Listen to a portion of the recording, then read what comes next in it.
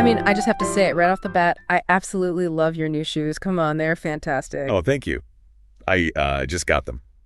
And hey there, Sip&Talkers. I'm Joe. I'm Sunny. And before we get into it, make sure you stick around until the very end of today's Sip and Talk. Yeah, you really do not want to miss it. Seriously, you need to hear about the completely hilarious, chaotic thing that happened to our old friend Mickey right in front of the Berlin Cathedral. It is, well, it's pretty wild. It's so funny. But we have a lot to cover first. We do. So, jumping right in, have you ever heard of this psychological concept called, neighbor anxiety? Neighbor anxiety? You mean like keeping up with the Joneses, where the grass is always greener? Well, kind of, but it's way more intense than just wanting a nicer lawn. Let me paint a picture for you. Okay, I'm listening. Imagine you're working like an absolute robot, right?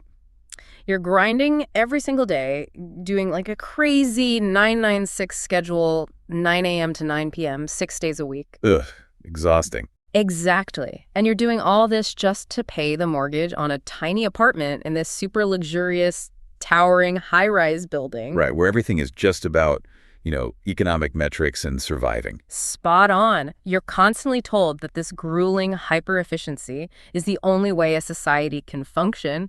But then, and here's the kicker, you look at the house right next door. Let me guess. The neighbor is not grinding 996. Not even close. You look next door and you see your neighbor leaving work exactly on time. Oh, wow. Yeah. They're strolling through a park with a stroller, looking completely relaxed, and to top it off, you find out they are getting a massive cash payout from their government just for having a kid. That's going to cause some resentment. Right. Suddenly, that relaxed, happy neighbor isn't just different. Their very existence is like incredibly irritating to look at. It completely destabilizes your worldview. Because, if they can live that comfortably, it forces you to ask why you have to suffer so much. It breaks the whole illusion that your exhausting lifestyle is just, a necessary law of nature. Yes. And that tension, that really specific jealousy, is exactly what we're unpacking today. This isn't just a fun metaphor. No, it's definitely not. Actually, this is the exact theme that's been completely filling up our listener inbox lately. It really has. So many of you Sip&Talkers have been writing in, asking us about this. You're saying, look, Taiwan just introduced this mind-boggling new welfare policy for childcare. Which is just massive, by the way. Right. Massive cash payouts and workplace privileges for parents. But instead of being celebrated everywhere, it's getting heavily attacked in the online sphere across the strait. Yeah, being spun as if Taiwan is somehow on the brink of collapse. Exactly.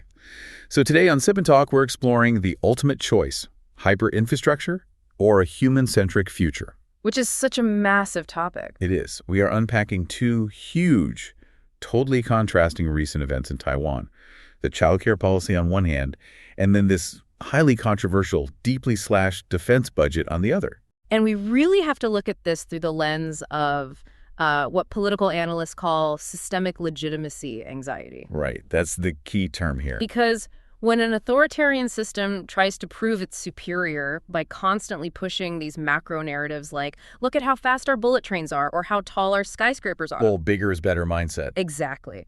When that's your whole pitch, the fact that a neighboring society, one that's culturally so similar, is living this high welfare, high dignity, super relaxed lifestyle, well, that neighbor is a direct threat. It's a massive threat to that cold, concrete giant. Right, because it proves that a human-centric model actually works. Yeah, and that brings us straight into the first big event, which some people locally are calling the sweet burden.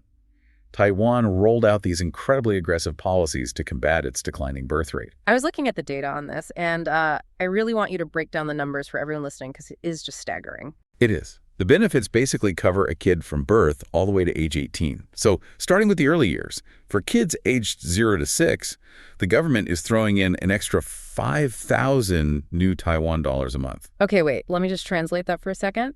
5,000 NTD is roughly, about 150 US dollars a month? Yeah, about that. Which, that might not sound like a crazy fortune if you live in New York or LA, but we really have to look at the local purchasing power, right? Oh, absolutely. In Taiwan, where healthcare is already universal and super affordable and everyday expenses are lower, that cash goes a long way. Right, it's a huge boost. If you add it all up, a child born in Taipei could receive roughly 1.58 million new Taiwan dollars in government support by their 18th birthday. Which is about 50,000 US dollars. Exactly. That is just, it's a $50,000 safety net just for existing. That completely shifts how a state views its citizens. It does, but it doesn't even stop at just handing out cash. This is where it gets really innovative. Okay, tell me about the savings account thing, because this blew my mind. All right, the TISA. So from ages 6 to 18, half of that 5,000 NTD monthly allowance doesn't just go to the parents to spend on groceries. It's mandatorily saved into a youth fund. A Taiwan individual savings account? Yes, which means the very second a student graduates high school, they have this startup or college fund of around 370,000 NTD, so at 11,500 US dollars, just sitting there waiting for them. So the state is basically acting as a mandatory financial planner. Precisely, ensuring every single young adult gets seed capital for their life. But wait, let me play devil's advocate for a second here. Throwing 50 grand at every kid, setting up national trust funds. I mean, how does the government afford this without just completely bankrupting the system? Well, that's exactly the pushback you hear from fiscal conservatives, right? Yeah. But you really have to look at the mechanics of a demographic collapse. Like if there's no one left to work. Exactly. For an advanced tech economy, a plunging birth rate isn't just some sad social issue. It's a literal existential threat. If you don't have a next generation to run the semiconductor fabs or pay into the pensions, the whole engine just dies. Right. So the government is treating this not as a sunk cost, but as critical infrastructure. You invest in roads to move goods. You invest in children to literally sustain the nation. Wow. And the perks for the parents are just as wild. Like working parents get 120 days of flexible leave plus 18 months of unpaid leave allowance. Which is huge for job security. And the craziest part to me, they can work 1 hour less per day until their kid is 12 without taking any pay cut. I know. It completely flips the power dynamic between employer and employee. Okay, so let's frame this geopolitical tension with an analogy. I like to think of this as the startup cafe versus the megacorp. Ooh, I like that. So Taiwan is basically operating like this cozy, highly innovative startup cafe, right? Yeah. It realizes its best asset is its talent. Yeah. So it prioritizes work-life balance, well-being, making sure everyone has a stake in the success of the business. But then right across the street, you have the megacorp. Right, the giant imposing system next door. Exactly. And the megacorp is all about hyper-infrastructure. The boss wants the biggest lobby, the tallest glass towers. But if you look at the reality for the actual workers inside that megacorp, the official poverty line is like 333 RMB a month. Which, for our listeners, translates to roughly 45 US dollars. No, $45 a month. So the megacorp boss is staring out of his penthouse window at the startup cafe next door, and he just absolutely hates it. Because it creates that legitimacy anxiety we talked about. Exactly. Not because the cafe is heavily armed, but because it proves to his own workers that a grueling 996 lifestyle is not the only way to succeed. Right. When the megacorp citizens see the cafe workers getting subsidized childcare and shorter hours, they start asking really dangerous questions. Like, why can't we have that? Exactly. We share a similar cultural background, so why is our system so exhausting? Why is all the wealth staying at the top of the tower? But, this is where the real friction starts. Because if you're running that startup cafe and you're dumping all this capital into employee perks, you still live next door to a very hostile, very large megacorp. You still need heavy security on the front door. Right. Which brings us to the second massive event we're looking at today. What happens when the cafe decides to compromise the locks on its doors to save some money? Yeah, the cost of that sweet burden. So on May 8, 2026, Taiwan's legislature passed a 780 billion new Taiwan dollar defense budget. Which is about 24 billion US dollars. Right. And 24 billion sounds like a lot of security, but context is everything here. That final number represents a massive 470 billion NTD cut from what was originally proposed. Wait, so they slashed roughly 15 billion US dollars out of the defense budget. They did. And the issue that has global defense analysts basically pulling their hair out isn't just the amount of money saved. It's specifically what got cut. Okay, let me stop you there because I'm trying to see the panic. If a government proposes a huge budget and the legislature trims it down, isn't that just like smart oversight? Why is everyone treating this like a catastrophic vulnerability? Because of exactly where the knife fell. The blue and white political camps, the opposition parties, specifically targeted the budget for the C5ISR system. Okay, C5ISR, that is a massive wall of military jargon right there. It really is. Let's break that down. Command, control, communications, computers, cyber, intelligence, surveillance, and reconnaissance. Basically, it is the integrated AI command chain. It's the brain of the military. And to understand why cutting this is so dangerous, we have to look at how modern asymmetric warfare works. Let me try to explain this with another analogy. Let's say you realize your neighborhood is getting dangerous, so you go to Best Buy to upgrade your home security. Okay, I follow. You buy the most expensive, top-of-the-line 4K security cameras, automated motion sensors, high-decibel alarms. In military terms, those are the physical assets, right? The missiles, the drones. The limbs of the defense system, the hardware. Right. But then you look at the total bill, and you decide you need to exercise some fiscal discipline. So you refuse to buy the central Wi-Fi router. Oh, no. Yeah, you don't buy the smart hub that connects the cameras together. That central router, that's the C5 ISR. It's the brain. That is a perfect way to visualize it. So now you have these expensive cameras on the front porch, but if an intruder breaks through the back window, the front cameras have absolutely no idea. They can't trigger the alarms. Exactly. A missile is basically just a very expensive metal tube if it doesn't have real-time targeting data from an integrated network. This budget cut essentially severed the brain from the limbs. Which means all that physical hardware they are buying is severely compromised. Yeah. And Trump's administration, along with the U.S. State Department, have been warning about exactly this. Buying hardware without an integrated air defense system completely fails to build real asymmetric capabilities. You can't stop the megacorp if your cameras aren't talking to your alarms. Right. And it gets worse, because this cut also tanked funding for the non-red supply chain initiatives, like developing domestic autonomous drones. Economically, that specific cut is estimated to cost around 90,000 domestic jobs in the advanced tech sector. Wow, so they aren't just losing security, they're losing high-paying jobs too. So let me ask you this. When a society leaves its security system unlinked like this while arguing over finances, who actually benefits? Well, politically, the domestic opposition gets to win short-term points, right? They get to say they save the taxpayers' money. Sure, short-term domestic wins. But strategically, the Chinese Communist Party is the clear winner here. The megacorp gets to watch Taiwan's defense weaken dramatically without firing a single shot. And it creates all this internal chaos. Like, it takes the emotional foundation of Taiwan, which is usually different parties, same country, and it erodes it into this cold, partisan political calculation. And that is exactly where cognitive warfare comes in. Because the megacorp doesn't just watch this happen quietly. They actively weaponize the internal debate. Let's dig into the psychology of that. Why does the megacorp spend so much time and money amplifying negative news about the startup cafe? It comes down to two things: confirmation bias and relative deprivation. An authoritarian propaganda machine's main goal is regime survival. Right. Keep the workers in line. Exactly. To stop their own middle class from envying the cafe's relaxed lifestyle, they systematically magnify any ordinary friction in Taiwan.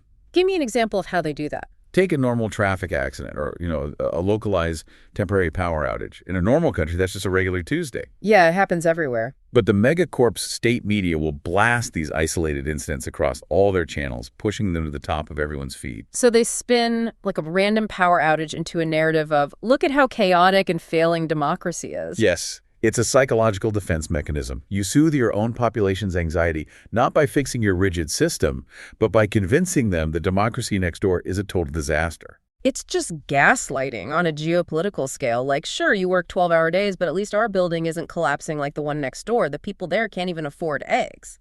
Precisely. Yeah.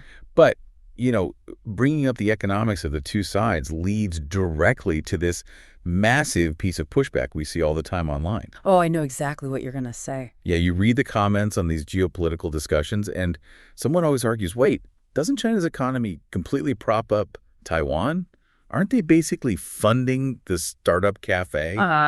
Yes. The condescending gift theory. Right, on Silun in Mandarin. Yeah. The idea that the megacorp is doing the cafe a charity favor by trading with them. We really need to shatter this myth right now. Because if you look at how international trade actually works, it's about interdependence. Exactly. Look at the data. Over 70% of China's imports from Taiwan are critical electronic components and advanced semiconductors. Which they desperately need. Right. I'm going to use another analogy here. Let's call this the Costco and the premium supplier dynamic.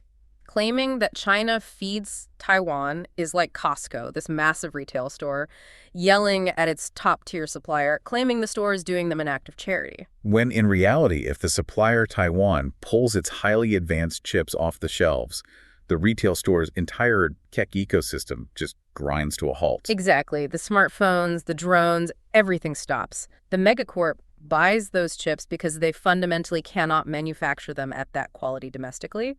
It's a strategic purchase, not a gift. And historically, it was Taiwanese capital and management that helped build up those manufacturing hubs in China's coastal cities in the first place. Framing it as a gift is just deliberate cognitive warfare to diminish Taiwan's agency. Okay, so we've covered the sweet burden policies, the slash defense budget, the cognitive warfare, and the Costco trade reality. But I want to pose a big question to you and to all the Sip&Talkers listening. Okay, lay it on me. If you are sitting in New York, Paris, or Tokyo right now, why should you care about this neighborhood drama? Why does this matter to someone halfway across the world? Because it's not just a regional dispute. This is the absolute front line of the global international order. Have you heard of the community security broken windows theory? Break that down for me. So the international community acts like a neighborhood watch, right? The US, Japan, Europe. And there is one golden rule. You cannot violently take over your neighbor's property. Right. Borders matter. Taiwan is basically the front gate. If the megacorp is allowed to smash that gate and take over the cafe, it signals to every authoritarian regime worldwide that the neighborhood watch is a paper tiger. That the rules are gone. Exactly. The global security architecture collapses.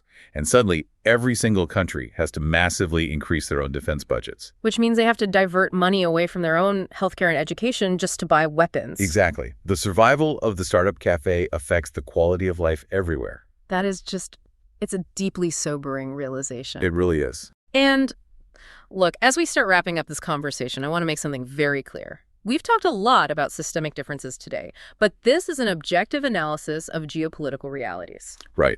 We are definitely not criticizing or discriminating against the everyday people living in any of these nations. Exactly. We're just trying to cut through the algorithms and the information bubbles to look at the actual data. And that brings us to a final sort of provocative thought for everyone to mull over this week. Yeah, I love leaving the Sip&Talkers with something to think about. When you look at your own life and your own society, ask yourself, are you ever tempted to sacrifice your individual autonomy, your startup cafe vibes, just for the illusion of living inside a towering, heavily controlled fortress? Wow. Because when you demand perfect efficiency over everything else, you might just be asking for a megacorp model. What does true security actually look like to you? That is such a powerful question to end on. Well, that is all the time we have for today's deep dive on Sip&Talk. Remember to subscribe to the podcast so you don't miss our future explorations. And as promised, please go over to YouTube, search for our good friend Mickey's channel. It's called Mickey to Life, and check out his latest travel vlog. Yes. You have to see the hilarious chaos that went down in front of the Berlin Cathedral. It's totally filter-free and amazing. Definitely check it out. See you next episode. Bye-bye. Bye, everyone.